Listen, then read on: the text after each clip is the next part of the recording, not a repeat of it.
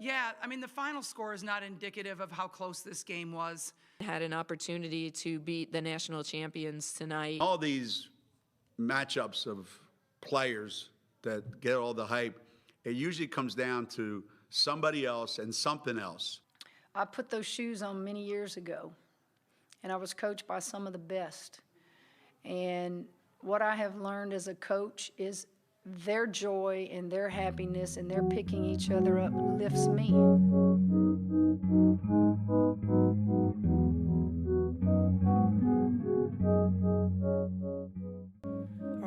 All right, we are back. What an exciting day in women's college basketball. I'm going to try and highlight all 4 of the great games that we saw today in under 15 minutes. We'll see if that is possible, but basically just as a synopsis of what you guys are going to see in this video is, we're just going to go over each game pretty quickly, talk about the highs, the lows, the standout players, the game plans, the scouting reports, all that good stuff. So just for your general overview, Uconn took down Iowa in the most anticipated matchup of the day. The standout players, though, were not Paige Beckers and Caitlin Clark. It was actually the supporting cast of Uconn stepped up. Avina Westbrook had a triple-double. Kristen Williams had her best game as a Husky. And overall, Uconn just showed how versatile that they really are and that they're going to be hard to beat down the stretch. In our second game of the day, Michigan took Baylor to overtime, and they gave a gritty effort. And honestly, I think they could have won that game. And maybe they should have won that game, but, Baylor clawed their way through and ended up taking the W at the end. But that was a great one in Michigan. Michigan's definitely a name that people should be looking out for now, and definitely were underseeded going into this tournament. Game number 3 of the day led to our first upset. The Indiana Hoosiers, the 4 seed, took down the number 1 seed in NC State. I don't know how many people saw this one coming, but what an impressive performance by Indiana.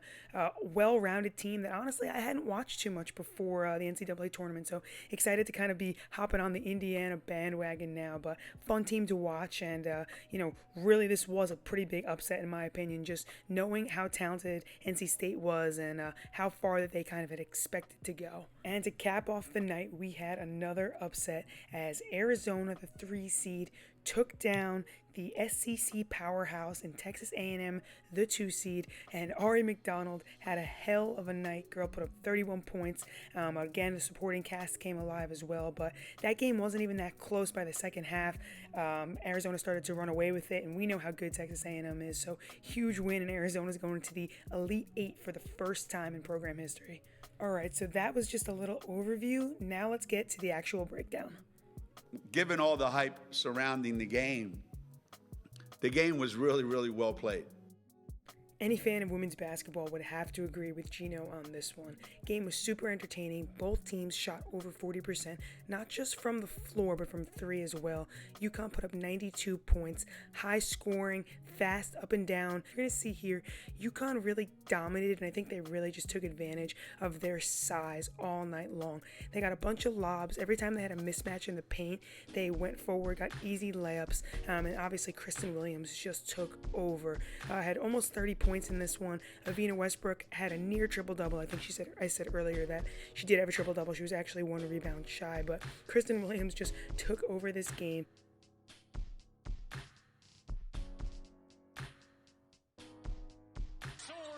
There were a lot of great plays made. People made open shots.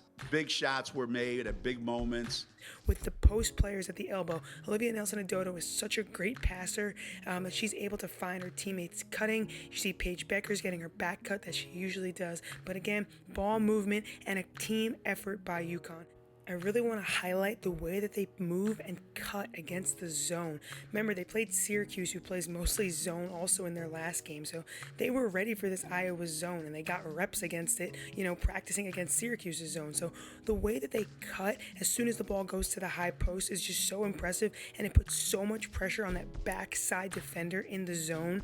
And again, with their size and their ability to finish over the smaller Iowa guards, it pretty much made them indefensible. As here at the start of the third, Edwards, nice cut. How about this little butt slap by Paige Beckers to Gino? That kind of went viral on Twitter, I saw, so that was pretty funny. And that's just when you know the player and coach have a great relationship, when stuff like that goes on, and you can just see the joy that Uconn has when they're playing, and that's something that goes a long way, especially in these games, these big-time games where, it comes to crunch time and a lot of pressure is on these players. When they're really enjoying themselves out on the court, it does ease that pressure and, makes the team even more united. You play the way you normally play all year, right? So for the most part this year, we've done a really good job of knowing when to switch, when not to, who to switch on, how to help, how not to. We've grown into that. All right, I want to talk through a few specific plays from this game that I really think demonstrate UConn's team defense. Watch how they're not letting the ball get into the post. Avina Westbrook is playing off enough to not allow that entry pass into Sanano, and now she's completely off her girl in help, and they're forcing that cross-court pass so that Clark has to get rid of the ball. Clark is really good at making that level 3 ball screen read like I showed you guys in that first breakdown, but they force a long 2 here from Sanano, which they will make her take all day long. They don't want to get buried by her. They did a couple times in the game, but for the most part, they did a really good job of not getting sealed up, and she is one of the best in the country at sealing up in the paint. So you guys are just seeing the team defense. They're working together to not let the ball in the paint, and then they're picking and choosing who they want to shoot the ball and where. All right, now for the scout details. This is my favorite part. Every time the ball goes to the wing in Iowa's offense, right, they're running their 4-out-1 in, the girl that makes the pass to the wing is typically the cutter that goes through to the opposite side of the floor. In order to prevent a lob from going in, UConn's going to switch out. Every single time the ball goes to the wing, that girl guarding the person who just passed it stays at the top, and they just switch out on the weak side so that they can keep the defender who is in what we call the hole or in help side to protect the lob and protect the basket. They can keep her at the bucket so that they don't risk Sanano getting an easy dump off or an easy lob position.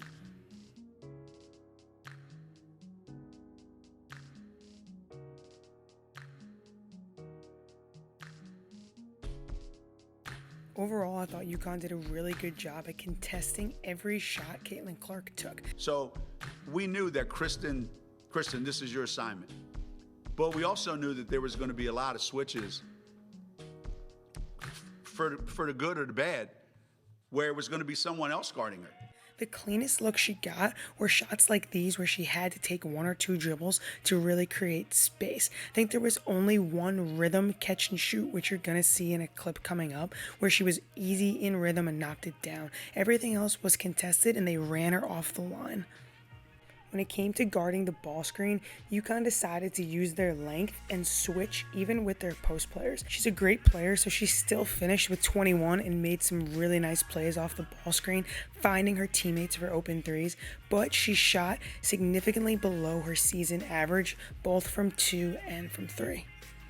You could tell that they really emphasize switching up, and what I mean by switching up is not sagging off on the switch. Post players tend to be afraid to get beat when they're switching onto guards, so they'll sag back and give a cushion. But with somebody like Caitlin Clark and her range, it was really crucial that the post players stepped up into the switch so that they could contest and make it a really long 3. But obviously Kristen had the main responsibility, and I thought she did a phenomenal job. I mean, the kid still came out of there with 21 points, but, she needed 21 shots to get it. Kristen Williams did a great job of keeping her on one side of the floor and not letting her cross back to her left, especially on drives in transition. She did a good job of walling up and making her finish over bigger players. And knowing that she doesn't want to shoot mid-range jump shots, she did a good job of not fouling at the rim. This game showed women's basketball in a really, really good light. All right, on to Baylor. This is what Kim Mulkey had to say after their dominating performance in the second round against Virginia Tech. When you look at the points in the paint, when you look at the second chance points, when you look at the fast break, and then when you look at the bench points, guys, I've been doing this 36 years, and that was as impressive a performance defensively from start to finish that I've been a part of. The Baylor-Michigan game might have been the most exciting one of the day. Michigan did a great job scoring the ball and also defending Baylor in the half court and in transition. Although their performance on the defensive end wasn't as dominating as in the Virginia Tech game, they had some key stops that helped them get the victory. So I want to focus on 3 of the main concepts that I noticed after watching a ton of Baylor footage. Alright, I guess we should start from the inside out, and the most obvious statement then would be to note that Queen Egbo is their center, and she's averaging almost 3 blocks a game. Baylor leads the country in field goal percentage defense, and if you see here, 2-point percentage, teams are only shooting 34%. Alright, another strength of Baylor is their ability to switch out and guard guards with their posts. Nalissa Smith is a prime example of an athletic forward who plays like a guard and is able to switch out on the ball screens. You're going to see here a couple blocks after switching out and contesting ball screens off of the point guard. When you have a post player that can guard on the perimeter, it really helps to keep your ball screen defense out of rotation and just play that 2-man game instead of having to bring over extra help and having to scramble out. Against Michigan, Smith did not switch out onto any of the guards. They probably just wanted to keep her at the basket just to be a threat down there because of Naz Hillman. Watch the on-ball defender just slide under these screens. Michigan was able to get hot from 3, and that really kept them in the game and gave them a chance to win. Check out Baylor's staff rocking the baseball jerseys. I absolutely love this, and I had to add it into the video. Alright, aside from the fact that they can switch out with some of their posts like Caitlin Bickle and Nalissa Smith, another really impressive thing that Baylor does is they do not foul on drives. They make a conscious effort to put both hands up to show the officials that their hands are off on drives so they don't get called for tags. I'm not sure if this is something that they practice, but I see it so often when I'm watching their film that I think it has to be. Baylor's defense was put to the test early in this one. Well, I thought that was a great basketball game tonight. Baylor's obviously one of the top teams in the country, and we had them on the ropes. Actually thought we had them for a period of time there. We put ourselves in a position in regulation and in overtime to win the game. They isolated and lifted the floor for Hillman to receive lobs over the top where there was no backside help. Overall, she only had 16 points, so they did do a decent job on Hillman in general, but Michigan put up a fight, and Kim Mulkey was very impressed with the Michigan squad. I'm complimenting Michigan because I haven't seen them on film shoot the 3-ball like that all year. With Naz Hillman drawing all the attention throughout this game, 3-point shots were open all of the time. In the first half, Michigan just could not knock them down consistently. But in the second half, they came out guns blazing. Naz draws so much attention. So our whole game plan is wrapped around Naz getting the ball, but people take that away every single time with 2 people, with 3 people, with 4 people. So it's so important that you're able to knock down shots around her. And in the first half, we weren't able to do that, but our confidence continued in the second half, and that gave us the ability to knock down some other shots. And when you knock down some other shots, then Naz gets a little bit of space. And banged a couple threes to get themselves right back in the game. Just like in the Uconn game, when you have a dominant post player to worry about, you always have to bring a little bit more weak side help and be ready to protect against the lob. Watching this play as Naz Hillman draws the attention and the weak side guard is forced to help, and it opens up a 3-point shot on the other side of the floor. Now, Baylor definitely chooses to pick their poison and allows these 3-point shots to be taken because Michigan only shoots 30% from 3 on the year. Again, Naz Hillman has scored 50 points in a single game this season, so she was the #1 threat, and she was the player that they needed to stop. I want to compliment her and her team. It's heartbreaking. It's heartbreaking to play so tough. I thought they were just tough. I thought they were physical. So the game goes to overtime, and Michigan hits big basket after big basket, but Baylor comes up with a huge stop here with a minute left. Michigan ends up getting a last shot with 0.9 seconds left on the clock for Leah Brown to take a 3. She gets a good look at it, but it was a tough shot. Baylor ends up pulling away. In case you missed it, I'll let you watch it live, but Michigan is not a team to be reckoned with.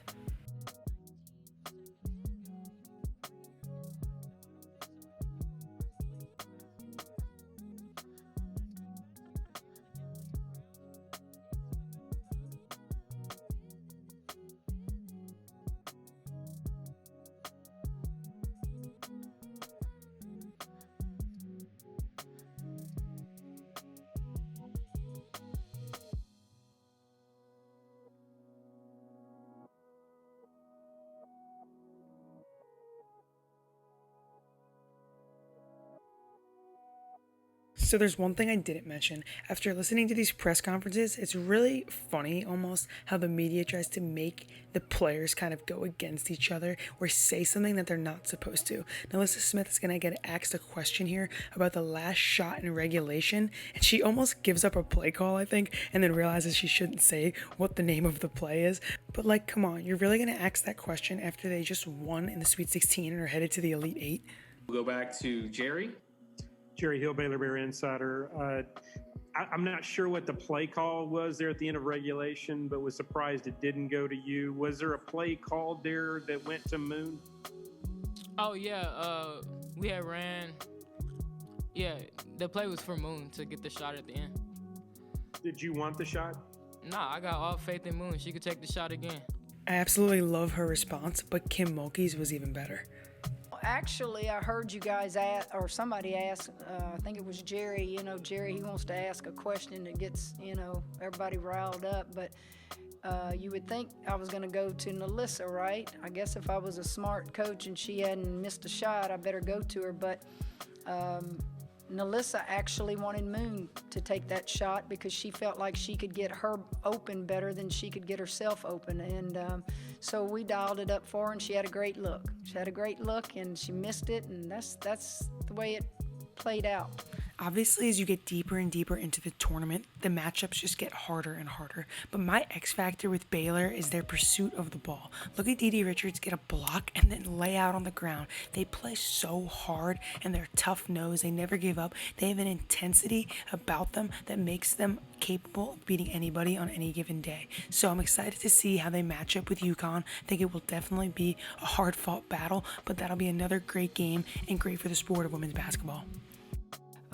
Was it a good game for ABC? You bet it was. Was it a good game for women's basketball? You bet it was. All right, I know I was supposed to cover 2 other games, but obviously I got caught up in time and I talk way too much, so this is already longer than I wanted it to be. So I will cover the Indiana and Arizona wins in a future video, but I hope you guys did enjoy this breakdown. Again, these are super fun for me to make, so obviously highlighting the big game of the day, UConn, Iowa, and then honestly the best game of the day was definitely the Michigan-Baylor game. So hope you did enjoy it. If you did, subscribe to the channel for more breakdowns, and give the video a thumbs up. Leave your thoughts in the comments below. We're getting into crunch time here.